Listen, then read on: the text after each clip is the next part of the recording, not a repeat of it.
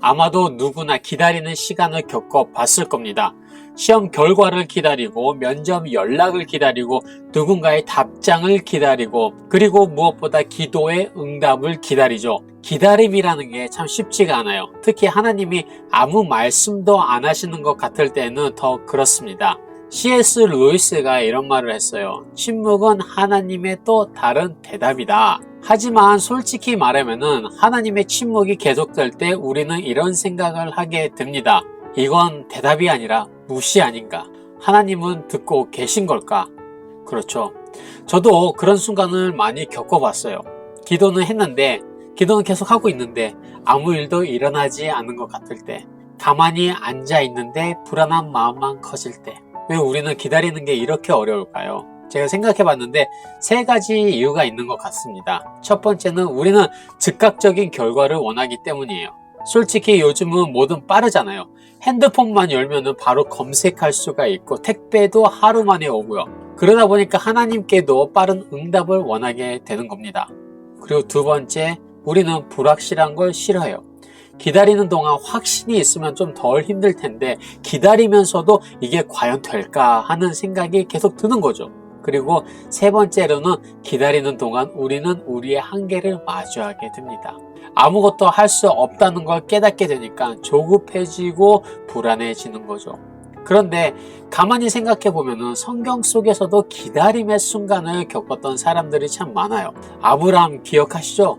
하나님이 그에게 아들을 주겠다고 약속을 하셨어요. 근데 1년 후 아니면 5년 후 그것도 아니었어요. 25년을 기다렸습니다. 근데 문제는 기다리는 게 너무 힘들어서 조급하게 행동했다는 거예요. 사라와 함께 자기 방법대로 해결하려고 했고 결국 이스마엘이 태어났죠. 하나님의 계획이 이루어졌지만 그 과정에서 어려움도 많았습니다. 그리고 또 한 사람, 요셉입니다. 하나님이 꿈을 통해 그를 높이실 거라고 하셨지만은 그의 형제들에게 팔려가고 감옥에 갇히고 무려 13년을 기다려야 했습니다.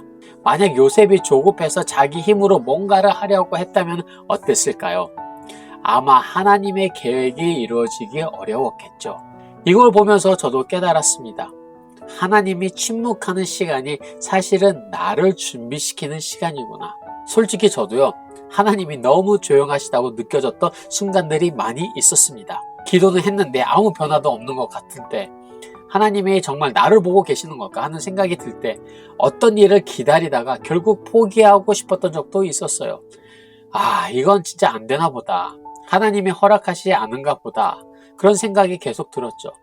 그런데 지나고 나니까 그 기다림이 그냥 시간 낭비가 아니었습니다. 그 순간들은 하나님이 나를 다듬고 계셨던 시간이었어요. 그리고 더 좋은 때에 더 좋은 모습으로 응답하셨죠. 그러면 우리는 어떻게 해야 할까요? 하나님이 아무런 응답을 안 하실 것 같을 때 우리는 어떻게 기다려야 할까요? 첫 번째, 하나님의 시간표를 신뢰해야 합니다. 우리는 급하지만은 하나님은 절대 급하지 않으세요. 그분은 완벽한 때에 완벽한 방식으로 응답을 하십니다. 이사야서 40장 31절에 보면 오직 여호와를 앙망하는 자는 새 힘을 얻으리니 독수리가 날개치며 올라감 같은 것이요 달려가도 곤비하지 아니하고 걸어가도 피곤하지 아니하리로다. 기다리는 동안 지칠 수 있어요. 하지만 하나님을 바라보면서 기다릴 때 우리는 지치지 않아요. 두 번째, 기다림 속에서도 배우는 태도를 가져야 합니다. 찰스 스펄전 목사님이 이런 말씀을 했어요. 하나님의 지연은 거절이 아니다. 때로는 하나님의 침묵이 우리를 준비시키기 위한 과정일 수도 있습니다. 세 번째, 기다림 속에서도 감사해야 합니다. 지금 당장 응답이 없더라도 하나님은 일하고 계세요.